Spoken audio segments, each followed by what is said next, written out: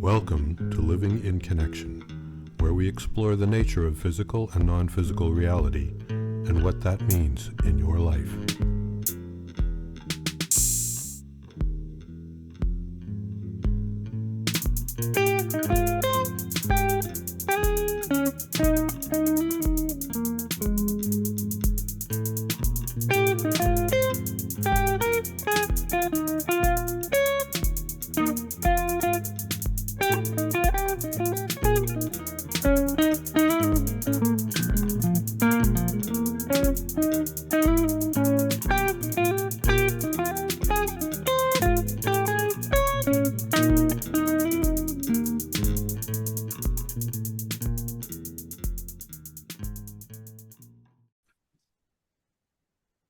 Hello and welcome again. We're continuing our discussion between myself and Frank DeMarco on intuitive link communication and healing and all kinds of other interesting aspects. And I think Frank wants to turn the tables on me and ask me a question here. Turnabout is fair play. Besides, you have a good deal of experience in this. I think we should talk about healing. Let's, if you don't mind, let's start with you. How did you get involved in healing, first of all? Well, as you know, I had arthritis for most of my life. Well, wait, I know, but they don't necessarily know. Right. Well, that's where I'm going, is that at age 10, well, first off, I didn't know it until much later, but genetically, I have a set of genes that code for a very robust immune system, but that also creates a vulnerability. And so when I was about 10 years old, my family and I went up to visit our uncle, or my uncle, in I think in Ellensburg or Yakima. I forget where they were living at the time on the ranch. Carl was he was a farmer with 5 degrees in agriculture, and he grew the mint that went into Wrigley's spearmint gum. So he had a massive mint operation. Well, anyway, we had arrived and we brought our dog Tiger with us. And no sooner than we got out of the car, Tiger made a beeline for their dog, and they got into a tussle. And they had a cat that was a feral cat that was living in the doghouse outside by the driveway.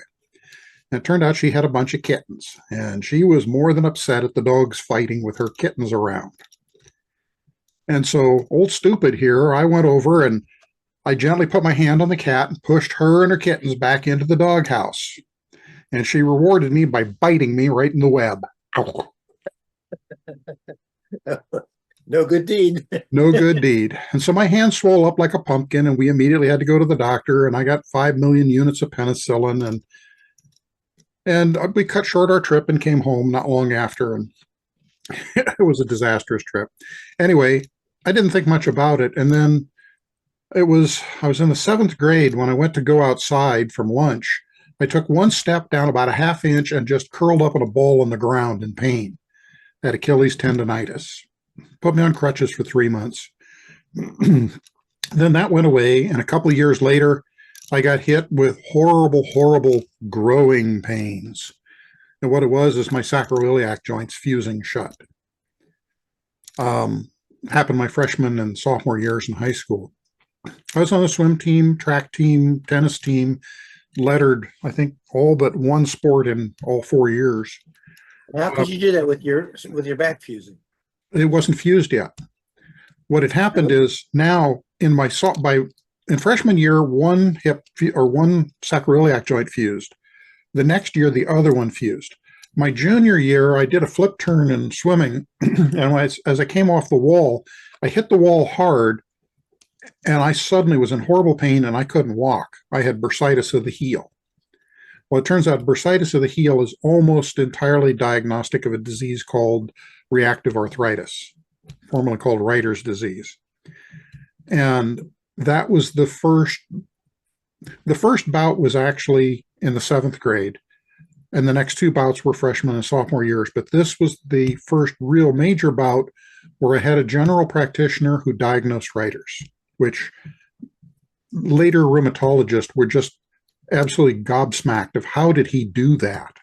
How did he know? How did he manage to figure that out? And what that particular thing causes is intense inflammation, because you have a bone spur growing straight down like a nail, 3/4 of an inch long from the heel downward. Every time you step, you're stepping on a nail from the inside. And so what they do is they give you a cortisone shot with lots of xylocaine, which is the most painful shot there is. I've had it 18 times. And it resolves quickly, and my body resorbs the bone. It returns to normal within a couple of weeks, and everything is back to normal. For how long? Until the next time there's a bout. Right. I mean, but there's no obvious No periodicity. No. All right. Okay. Anyway, so that what it turned into was this very rapidly progressing form of arthritis that spread up my body and into my spine, and ultimately up my whole spine, to where by my late 30s, my entire spine was fused into one bone. I have a little bit of mobility in one joint in the neck and a little bit in one joint down in the sacrum, but that's it. Everything else is solid bone, including all of my ribs and rib cage, my sternum to my right collarbone, etc.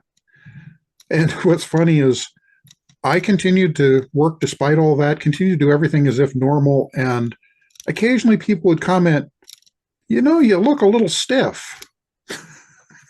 You think? But through it all, I ended up taking a drug called Meclamin for over a decade at extremely high doses, which absolutely ripped my intestines to shreds. It's an anti-inflammatory, very dangerous to take. And basically, the disease was trying to kill me. Well, through that, I began to meet with a lot of different folks, massage therapists, chiropractors, acupuncturists, etc. And I ended up meeting a number of people who were parts of the journey, but one of the key ones was a dear friend of mine named Stephen. Stephen was nearly killed as a child. His family was burned to death in a house fire, and he lost a third of his muscle mass to the fire. The first time you meet him, he's so hideously scarred, it takes you aback. But Stephen is such a beautiful human being, you never see the scars again after the first meeting. He's Stephen. He is love. Anyway, Stephen, as a side effect of the fire, he connected with people in a way that I don't know anybody else that ever does, where he would meet with someone and he knows everything about them. Their mind is an open book. Their life is an open book to him. For him, everybody is an open book, and he's an open book to them if they knew how to read the book. And so Stephen would do things that were absolutely astounding. I remember one night I was at a party with my girlfriend, and we had just arrived and walked in, and Stephen looked at me as I came in the door. He said, "You filter ideas as shapes." Hi, Stephen. But then what went on from there is that another gentleman arrived with his girlfriend, another member of our cluster of friends. We hadn't met him before, and Stephen immediately recognized that he was in pain and said that. Well, I didn't realize at the moment that I was intimately connected energetically with Stephen. I didn't even know what those terms meant then. Well, Stephen looked at this other gentleman and said, "You're in considerable pain." And suddenly I had bone-crushing pain from my neck all the way to my heel on my right side. I mean, just excruciating pain. And it turned out he was a Air Force paratrooper, and he jumped like 500 times.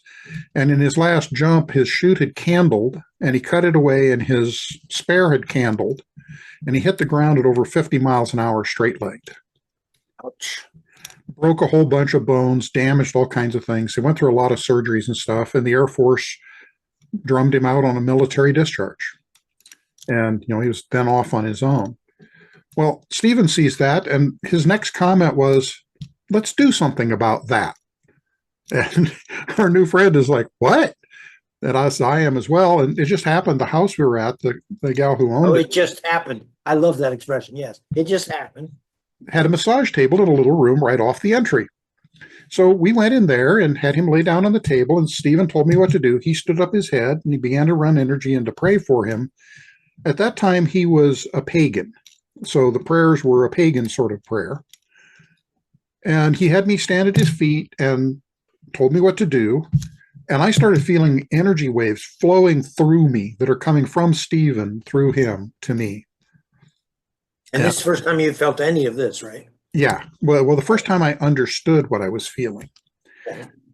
And so that went along for a while. And then after about 15 minutes, he completed. And we had him stand up, and we went outside, and it's like, he said, "What did you do?" And I realized I didn't hurt anymore.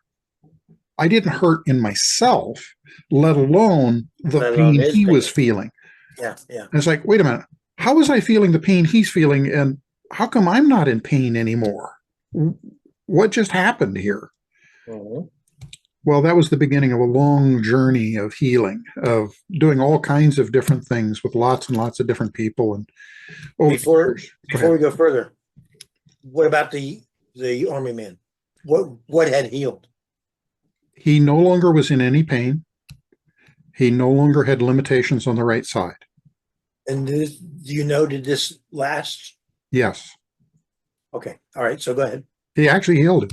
And it's like, it was an amazing experience. But being friends with Stephen had carried its other side too. I remember one night, my girlfriend Suzette and I were having dinner at a local restaurant that we loved, and Stephen came in to have dinner, and he saw us and immediately came over and knelt down by the table, and he realized there were some things going on in my mind, and he could see that, and he immediately began, praying for relieving those kinds of issues and whatnot. And a gal sitting across from us clearly was becoming irritated by this. It really bothered her. And I motioned to Stephen, about this gal, and he kind of gave me the what look, and he turned and he looked at her, and his eyes got big, and then he started talking to her. And he began praying for her and telling her about all the things in her life, all clearly true. Had her in tears in about 10 minutes and in joy and ecstasy within another 10 about releasing all of this. Okay. But with Stephen, the deal was, it doesn't matter where you are. You're an open book, and he's going to work on the problem no matter where and no matter when, no matter who's there. Now, No secrets. you were never able, I presume, to get that same open access to other people that he had.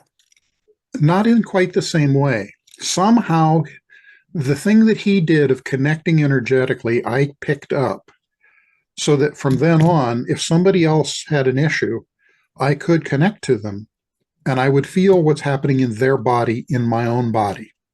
Yeah, I'm familiar with that. And I could either play with energy and use it in various ways to help them in their body, or work on my body to heal their injury in their body, which sounds very strange.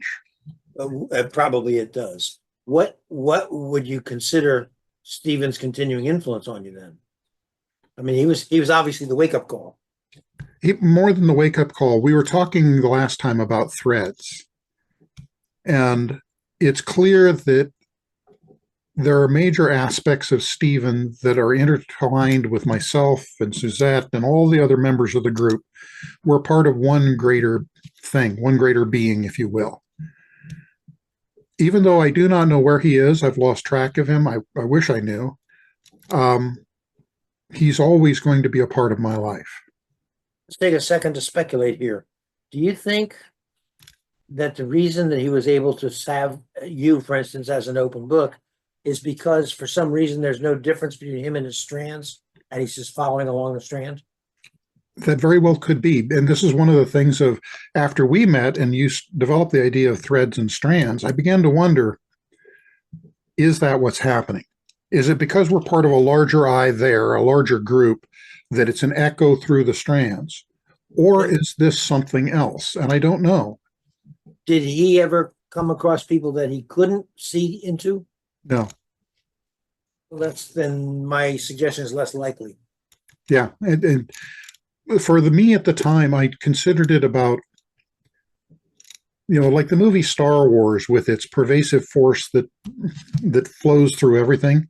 I thought of it in terms similar to that. It was long before the movie came out, but I had that same sort of idea that there is this energy force that flows through us all and through everything, and that it is connected and connects all of us. It seems so. All And right. then- So after, I'm sorry, go ahead. No, go ahead. After Stephen, what's the next step? What in your journey? Well, in my journey, I was very much a technical guy caught in technical thinking. And so I'm trying to solve the problem that I'm running into in my body. At the time I was playing racquetball and handball, I was refusing to let the disease beat me. And so I'm doing very active things. I had a Seiko quartz watch, which I wore on the inside of my left wrist. In a padded handball court, I was shattering the unbreakable quartz face once a month. Think that should have told you something? Yeah, if somebody was paying attention, for God's sake. Oh, Right. Lord. But anyway, I was ignoring that. I was locking out the pain. And at the time, I had unlimited prescriptions for morphine and codeine, absolutely unlimited, as much as I wanted. I didn't like morphine, and codeine really didn't do much for me. I would use it occasionally to cut the edge. Well, it turned out I can't use codeine. My body doesn't process it. And so it was the aspirin in it that I was reacting to, not the codeine. But mostly I was just using the non-steroidal anti-inflammatories, the Meclamin and whatnot, as my relief, and just toughing it out. In the process, I turned my intestines to hamburger. Well, I know you were in such intense pain that at one point you had to call your father just to tell him that you were tempted to kill yourself. He was so much pain. Yeah. Is that too much of a fast forward, or do we go from there? No, that's right about that time, mid-20s. And, when that happened, the funny thing was I talked to my dad, scared the hell out of him, I'm sure. And somehow in the moment, I gave up. I quit. I resigned. I surrendered. I stopped fighting. And then by the next morning, things were vastly better. You stopped trying to direct the universe. Yep. I stopped trying to push the river. And when you say vastly better, your body is not any less affected by this. What's better? The level of pain, level of acceptance, what? Pain, but because what was happening is that by using muscles heavily when they want to be inflamed, you pull on a joint and that would trigger the immune system to think there's something there to attack, and my immune system would attack that joint. Okay, so you were actually causing it to that degree. I'm triggering it. All right. And the way that it works is a relapsing remitting thing, where a part of the immune system attacks, another part realizes you're attacking yourself and says, whoa, stop that. Attack, stop. Attack, stop. Relax and remit.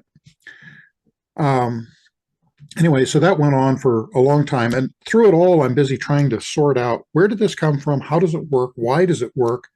And I figured out large pieces of it back before the doctors knew how.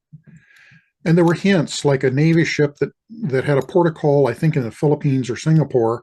The sailors went ashore, and when they came back, about 11% of the crew had sexually transmitted diseases. And another 11%, not the identical 11%, completely random, had arthritic symptoms. And it was reactive arthritis. Well, what the hint was, it's an infectious agent triggered this. What the infectious agent is not the same as whatever the other diseases were. It's random. Yeah. And what they finally figured out that it was a ureoplasma, a particular kind of bug. Over the years, then, they learned also that a lot of food poisoning bacteria, Campylobacter, Salmonella, Yersinia, etc., those will also cause it. Did that cat that bit you transmit that to you by way of a bug? Yeah, and what I learned later was not, the list of bacteria that will trigger reactive arthritis, there's about 7 of them, are a particular group. The cat bite likely did not have any of those in it. What the cat bite likely had in it was a form of Bartonella or Klebsiella. And it was one of those that triggered the inflammations. And that actually then goes on to the ankylosing spondylitis, where the upper spine is involved. And what it is the specific tissues that are impacted depends on the bacteria involved. Okay, well, by the early 90s, I'd pretty well figured out that this is what's going on.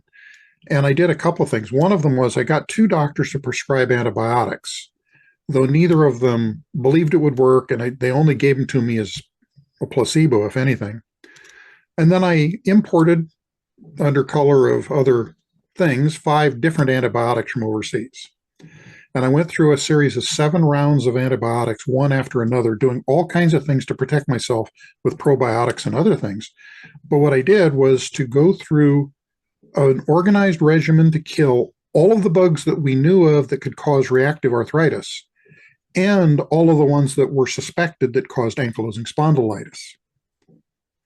And I wanted to do it so that at least 2 antibiotics would eradicate every single bug twice. And did that. Now, in talking with doctors in years gone, or years since then, it's like, oh my God, that's extremely dangerous. Yeah. How did you manage not to kill yourself? Hey, it's trying to kill me anyway. What? Yeah, but still, it's a fair question. Why did it work rather than killing you? Because I did all the things that I needed to protect myself. In other words, I did things like getting the right probiotics at the right time to keep my intestines from being killed off and developing Clostridia and other infections. I did other things in terms of minimizing inflammation so that I didn't have those issues as well. While you are doing this, is energy work any part of this? It is. This is where my friend and my girlfriend, Suzette, she was a massage therapist who also did energy work of a type, and NAET, which is a different thing that's a whole other world. And she was very good at it, as well as several others in our group who also did energy work of various types. I had all of them working on me. And so I'm using every modality that I can find, doesn't matter what it is. And as to which ones worked, which ones didn't, I don't know. But there were other things I tried, like there were certain compounds like triacetyl sugars and other things that were suspected to help. If I could find something that suggested it might work, I tried it. The level of danger, when you're in that kind of a situation, you're willing to take risks that you would not otherwise. I guess my question would be, when I've mentioned energy work, were you doing things within yourself, not just getting energy assistance from others? The event with Stephen was a part of that, and I began to think in those terms, but not actually doing healing on myself. Not right away. I hadn't considered that I could heal my own self. That would be my suspicion. All right. I wasn't even a thought. But what I did do was have other people doing that kind of thing to whatever degree they could. And it turned out the antibiotics worked. Now, they didn't stop the inflammatory process because there's now a problem where my immune system thinks I have an infection, even though it's gone. It's still attacking, but it's attacking me. And so then the next thing that I had to do is I knew that I had trashed my intestines. It happened by then I had moved to Gresham, and there was a restaurant that opened up that was an Indian restaurant that had Kashmiri curry. And I went there one day just for lunch, and it was incredible food. Oh my God, it was great. I ate Kashmiri curry twice a day for the next 2 years. And one of the things I discovered about a month in, I think it was Vindaloo one day, and I'm allergic to bell peppers. They make me throw up. And I'm busy having this lovely Vindaloo curry, and I went crunch, and it was a particular kind of crunch. It's like, uh-oh, green bell pepper. Oh no, I'm going to be sick. Just that little bit of taste? Even a little bit of bell pepper would do that to me. Oh, but okay. The curry was so good, and I've already eaten it. I'm going to lose it anyway. Might as well enjoy it. So I went ahead and finished the entire lunch, and I expected about an hour later to throw up. Nothing happened. Absolutely nothing happened. Okay. And it was then that I realized, wait a minute, there's something in this curry that's suppressing the inflammatory reaction. It turned out there is. You mean you just found that you liked it and kept eating it? You weren't doing it deliberately as a no. Oh, so it was serendipitous. Yeah, right. Serendipitous. Well, this was guidance. Life is all accidents, right? But what it turned out was, in that process, I healed my intestinal lining. It all grew back to normal. Everything normalized. It was all good. Went through the antibiotics then, and so now I've cleared up the cause, but my immune system's still attacking. And over the next many years, I worked on that. And then finally, in 1997, in September, I went to a program at Monroe. It was a guidelines program. And Bob was taking us off to various journeys and whatnot. And there was one point where I went into one of the focus states and I clicked out. A click out is where you lose conscious awareness and you don't know what's going on, and then you come aware again. And it's a little disorienting. It's like, what just happened? Because you've lost the space. Yeah. Well, I came aware, and I'm laying in the dark in their check units, their isolation. It's beds in a wall with a black curtain. I'm in the check unit and laying in the dark, and it's very comfortable. And I'm listening to Bob and the hemisync sounds. And I suddenly realized I had a squirrel living in my neck. Now, were you dealing with totems before this? No, I was an engineer. I don't do totem animals. And so here I am. I've got a squirrel living in my freaking neck. It's like, okay. And I thought to myself, out loud inside myself, I don't do totem animals. You know, the squirrel was still there. And then coyote appeared, and he was running around. And he's biting at my neck, trying to get at squirrel. Well, at the time, my neck was particularly getting inflamed a lot at the joints, and it was still in the process of fusing.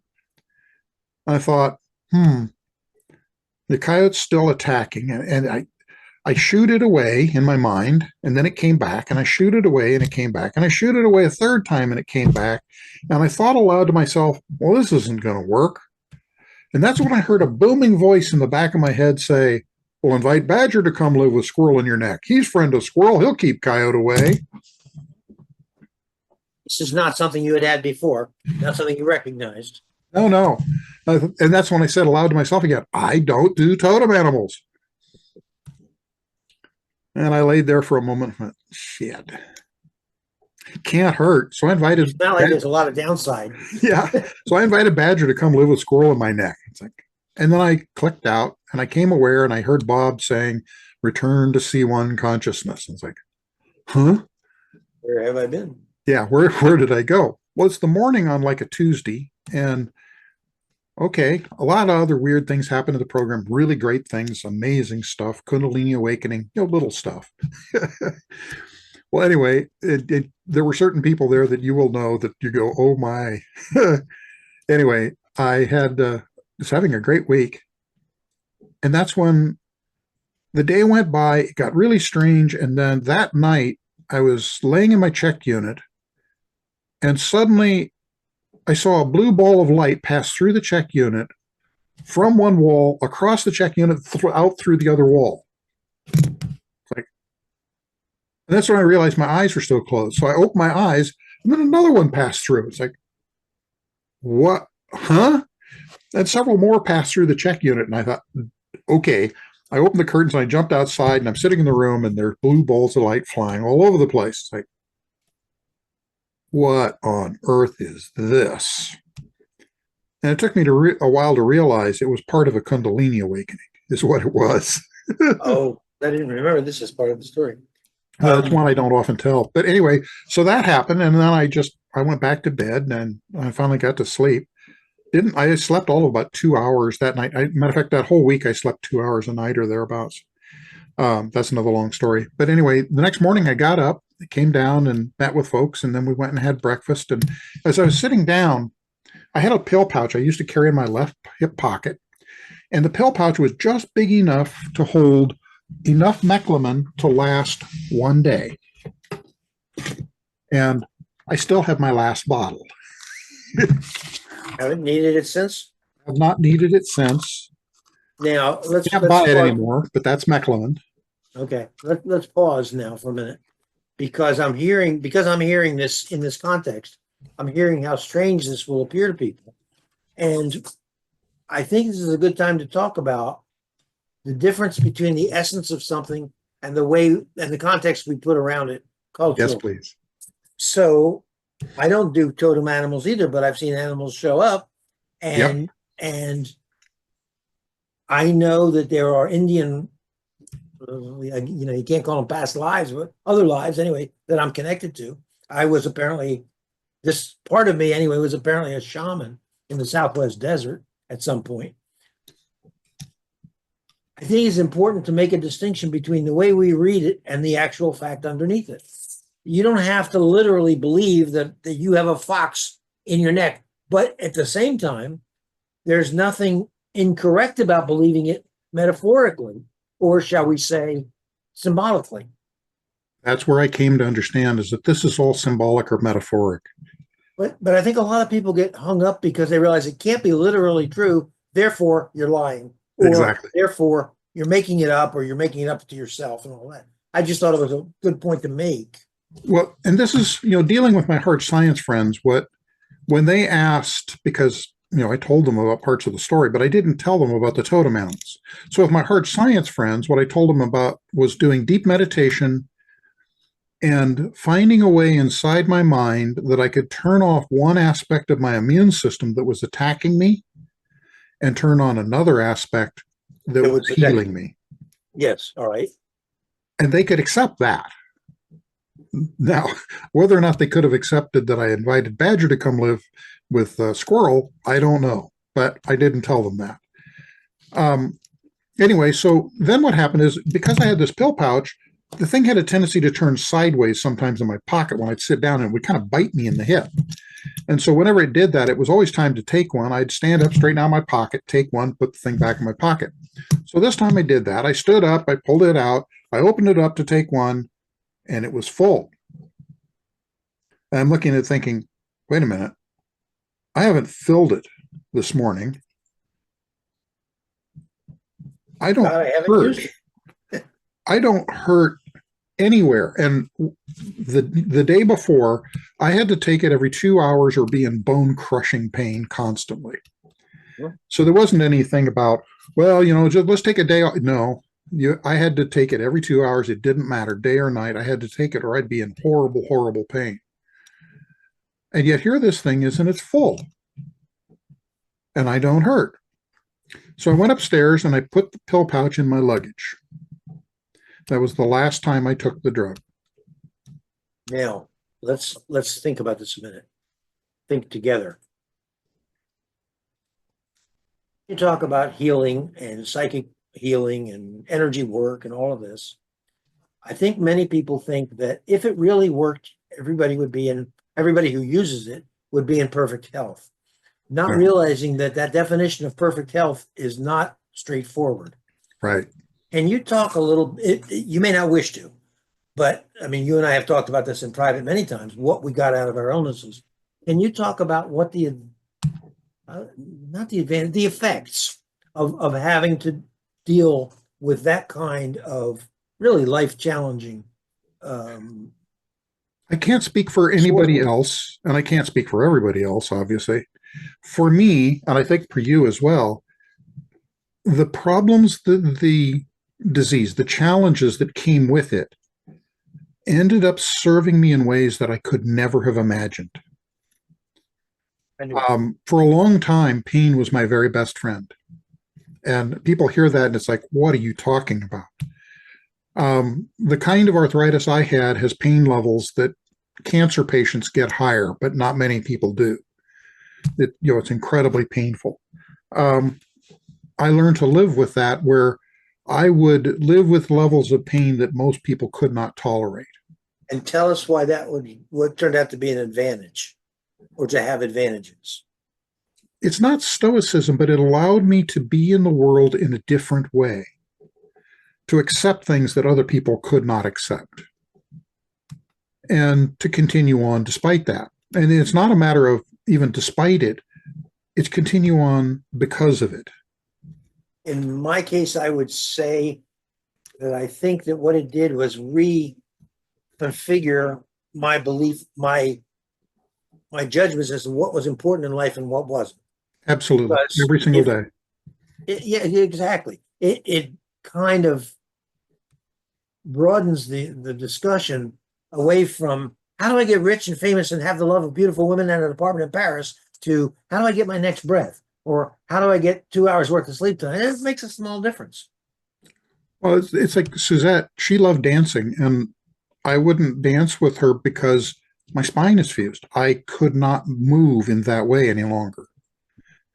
But it changed my life in all kinds of strange ways. But there were also things where you wouldn't think they were advantages, but they were, where because of the impacts of it, it kept me from doing certain things that likely would have headed me down roads that would have not been to my advantage. Mm-hmm. In many ways, the disease nearly killed me every decade of my life, and yet it saved me as well. I would tend to be more concerned, in my own case anyway, and I think in yours, all of those things are true. But I think a real consequence of this is that it changes your values. It changes your perspective on life. I mean, well, just like you said, what you value now becomes about what is actually important, not about the transitory stuff, not about the meaningless crap. That goes by the wayside. you said stoicism, and that's not a bad word, but I think another might be acceptance. Yeah. You know, you learn that, well, you can't change everything. And of course, and Dirk, behind the scenes is the same old question, which you? Exactly. You know, which you is experiencing this, and which you getting out of this? Well, and that brought another piece. It was after I had fairly well stopped the disease. I cured my arthritis in 1997. Now, I still have low-level inflammation occurring, and I'm dealing with that now, where my immune system's not quiet, not completely quiet. It's burbling along at a level, which is I need to do things about.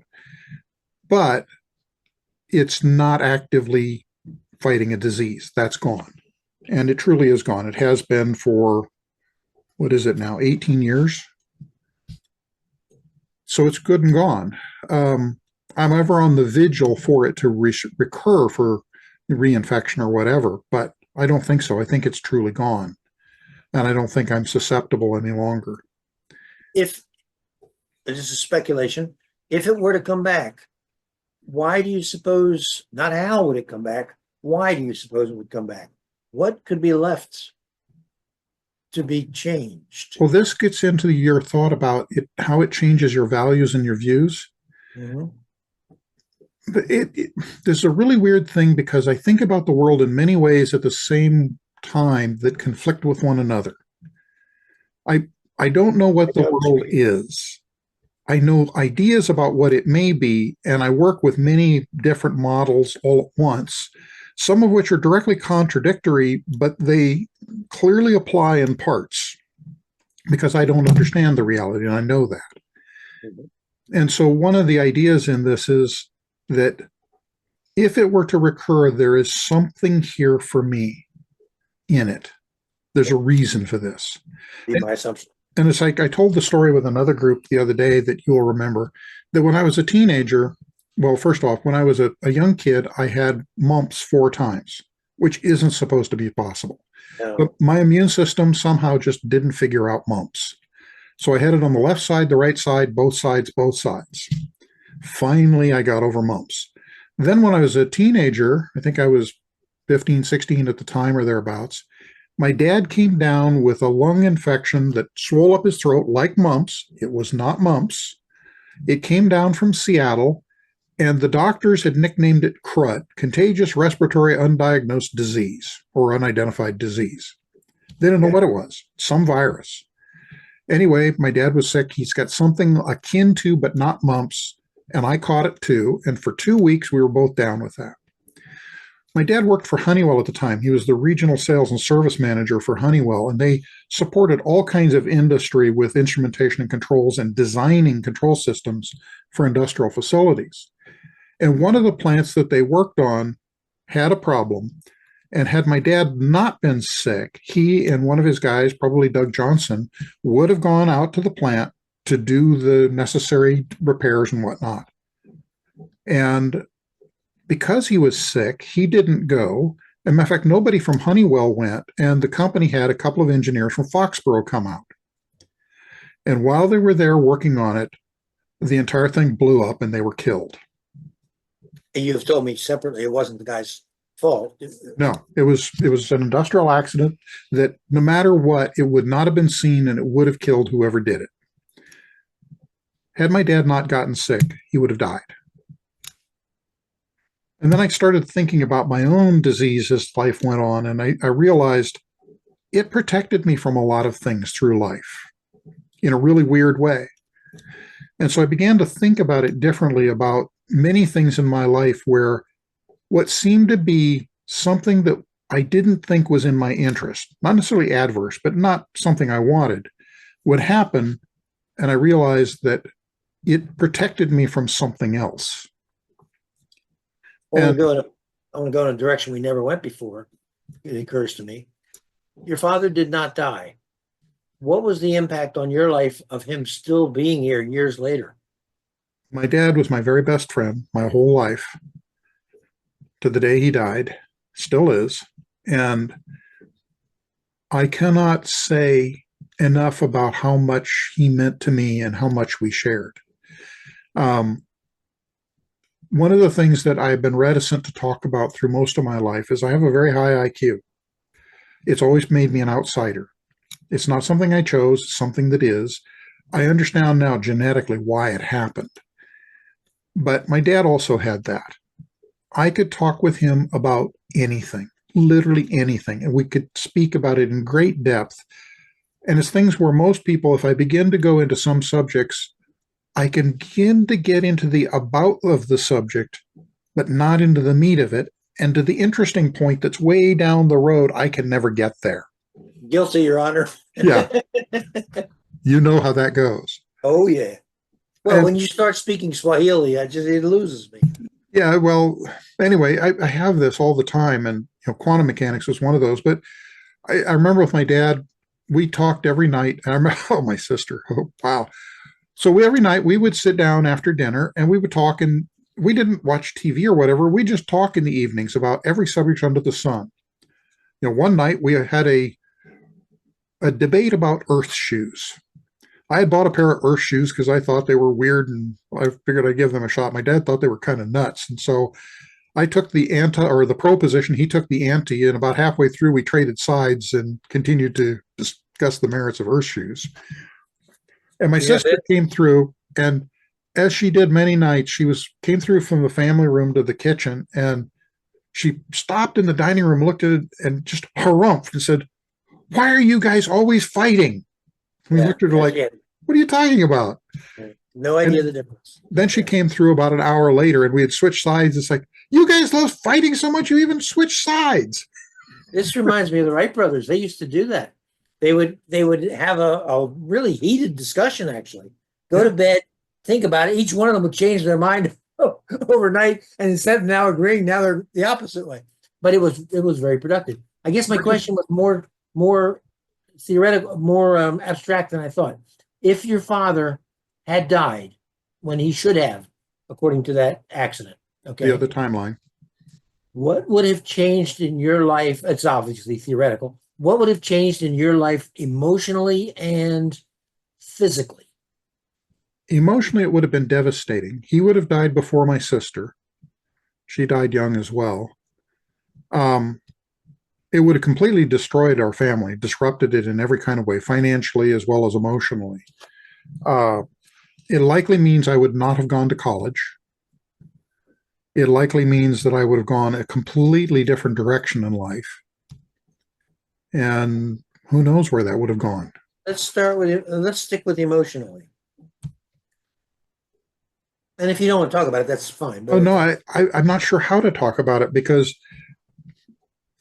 losing him was, when he finally did die in his 80s, if that had happened in my teenage years, it would have been like losing all of my limbs. Yeah, that's my sense of it. It just, I cannot even fathom how immense that would have been. And how do you experience him now? We chat every now and again. It's always fun. It's not the same. We can't have the same depth of discussion, though we have different discussions than we used to.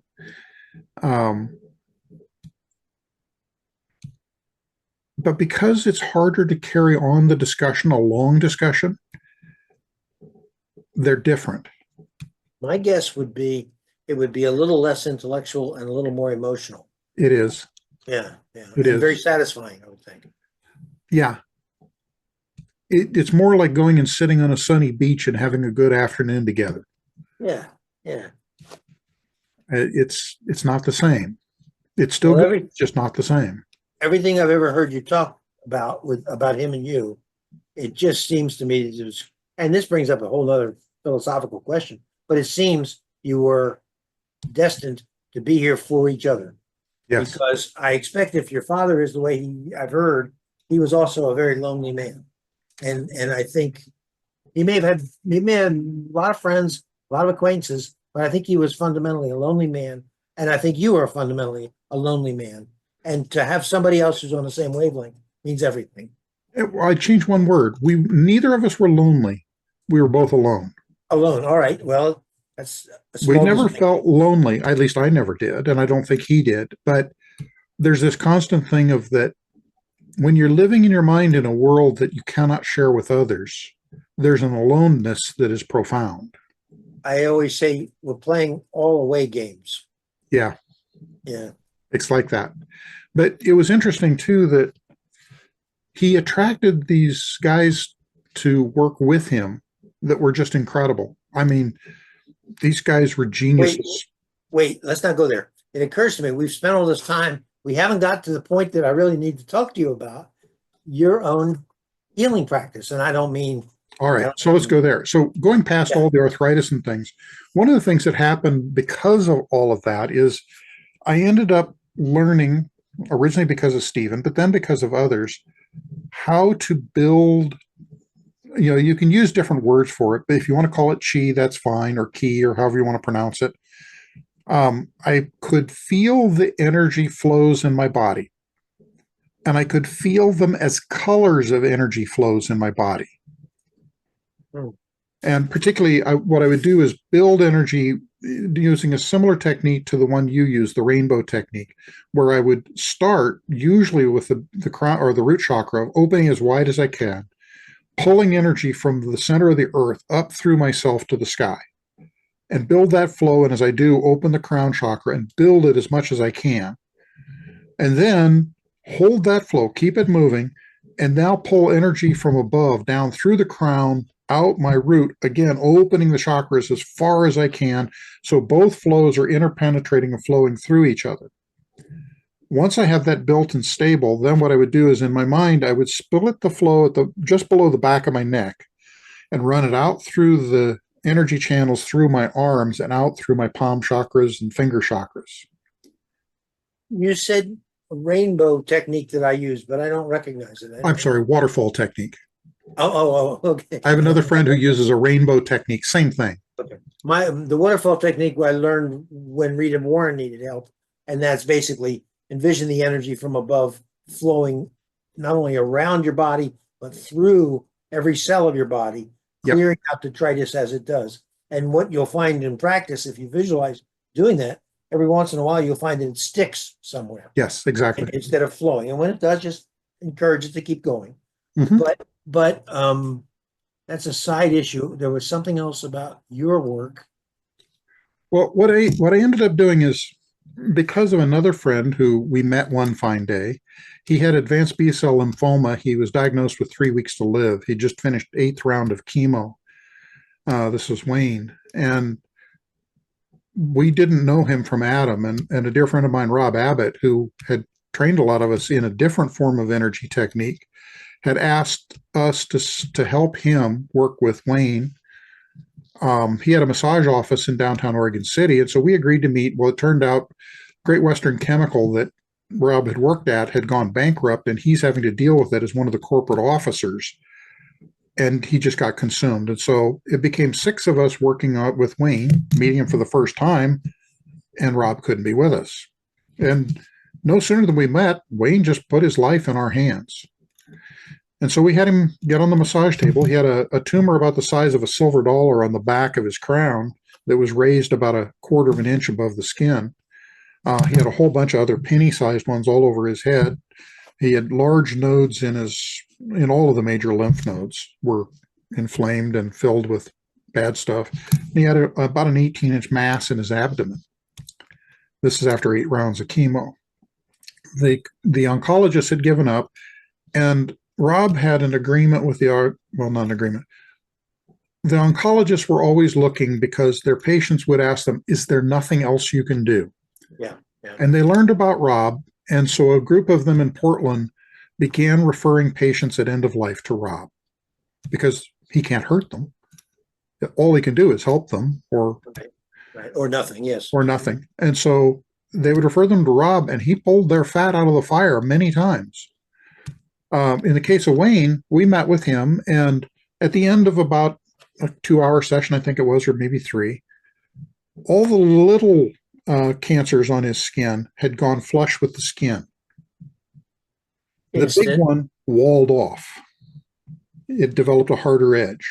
Instant feedback. And he began to feel better. And so we agreed that we needed to get together more often. So we got together every Tuesday and Thursday from then on. And over the next 6 months or so, the tumors all shrank. The belly tumor completely went away. And finally, about 6 months in, one of his oncologists suggested, it's almost gone. Just one more round of chemo. Chemo, yeah, I knew that was. So he did the 9th round, and no sooner than we saw him, his entire energy system was upside down and backwards. It was bizarre. So we cleaned up his energy system. We got it right. And he then didn't have his hair fall out. None of the adverse effects happened. And he saw his cancer doc again, who thought, oh, they must have screwed up the dose, so they hit him again. And he's gone along with it? Yeah. Well, part of the thing in doing the energy work is it's not my job to tell somebody what to do or not to do. It's their life. They get to choose. I know, but man, it's hard to watch. I'm not going to argue in any direction. It's like I don't even know that I disagree with their choice. Their choice is their choice, and they have to make it. Well, anyway, he did that, and then we cleaned him up, and he found that particularly using a Tibetan bowl and laying with his feet up the wall with the bowl on his stomach and strumming the bowl was really helpful. Don't know why, but it was. You know what that reminds me of? Resonant tuning. It is a resonant tuning. But what we did is over that period of a year, we had maybe 50 or so different energy workers work on him. And so somebody would come in, and I'm busy doing what I did at the time, and somebody would come in that we hadn't known before, and they would work on him, and it's like, wait a minute, what did you just do? Do that again. And I would feel the flowing energy go, is that this? And I would basically work my way into managing to mimic what they did. And so I picked up about 40 different energy techniques over that year. And by the time it was all said and done, I had this particular technique that I preferred most of all, it was a meld of many, where I am both removing black energy, that's a particular thing, but more so I'm refilling with particular colors of energy and using them in particular ways. Being careful about blue and green energy, those have particular impacts. Red and orange are destructive in other ways, but the colors had meaning. Electric purple has a particular meaning that's incredibly powerful and beneficial. It kind of acts as a poultice where it becomes what it needs. But in doing all of these things, I developed this whole thing. And then one day I was down at the New Renaissance bookstore, and I was looking through the metaphysical section, and a book fell off the shelf. It was a book on advanced pranic healing. And as it turns out, it was exactly the technique that I had developed. Now, this was from a guy in Malaysia who teaches advanced pranic healing. And Shoakok Sui, I think is his name. And without any evidence, I would say you got a strand that was in. Exactly. And one of the things that was in there was how to use orange energy. It's like, orange energy? I hadn't played with orange energy. What's that? I had most of the colors, but I didn't know orange. Well, he had all of that in his book. And so that allowed me to develop even further. But there would be a lot of other techniques. One night we had one of the gals in the group was using a Barbara Eden technique where she's stirring his sacral chakra. And as she's doing that, I'm down at his feet and I'm getting hit with these paintballs of energy. And every time I get hit with one of them, I had a vignette out of his life that I would see. And particularly what it was this parade of girlfriends. Now, mind you, his wife is sitting there and I'm describing what I'm getting, and it turned out she knew all of them but one. And she had a talk with him after about, why didn't you tell me about her? It was like one of his early girlfriends when he was a kid. He didn't even remember her.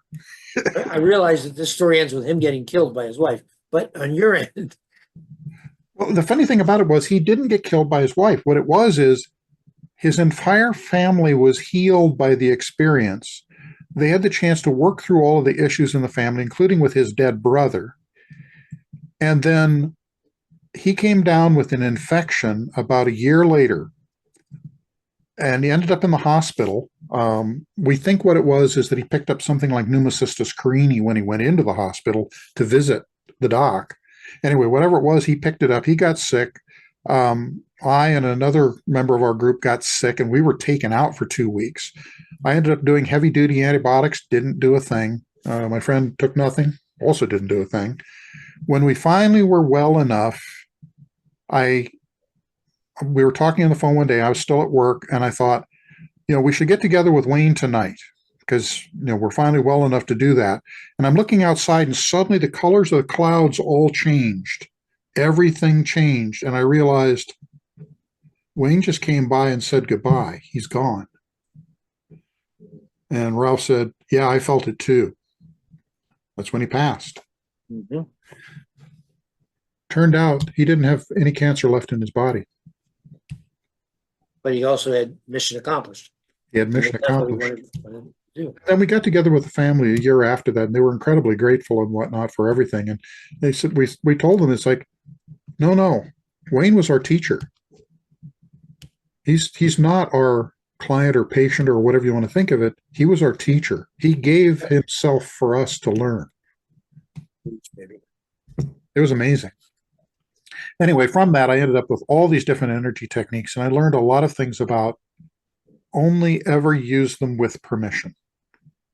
Only. Sometime, maybe next time or another time, let's talk more about healing and go into things like the healer out of control, which I was for a while, and about the various ways that people can learn, because I like to keep it practical. People can find their way to the healing techniques that work for them.